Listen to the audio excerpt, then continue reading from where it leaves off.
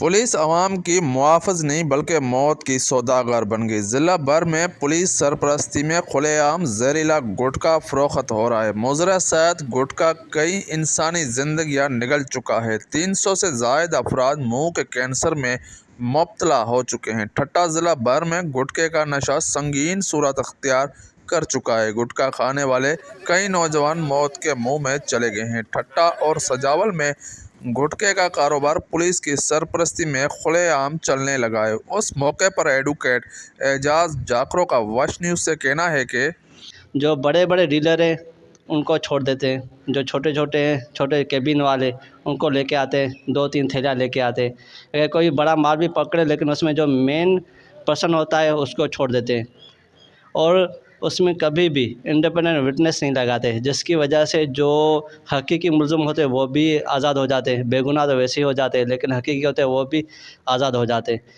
जब तक इसके ऊपर स्ट्रिक्ट एक्शन नहीं लिया जाएगा, जब और ये जो है वो बहुत हानिकारक है सेहत के लिए, क्योंकि इसमें जो अभी आप लोगों ने ठट्टा और सजावट में नोटिस किया होगा, जो बहुत सारे केसेस के जो ज़ाहिर हो रहे हैं, क्योंकि इसकी जो बंदिश वो ना बराबर है।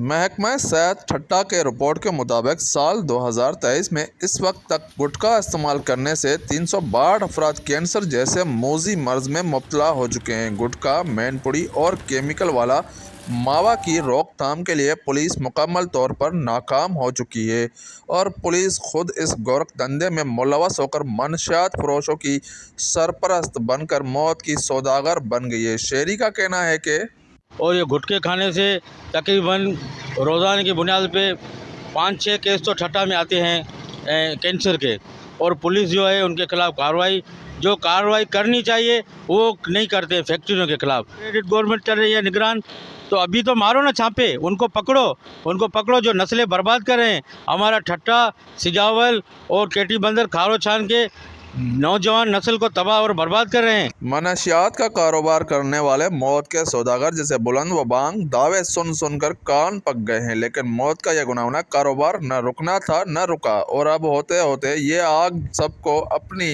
लपेट में लेने लगी है। कैमरामैन दानिश अली के साथ तनवीर अली, वॉच न्यूज़, ठट्टा, सजावल।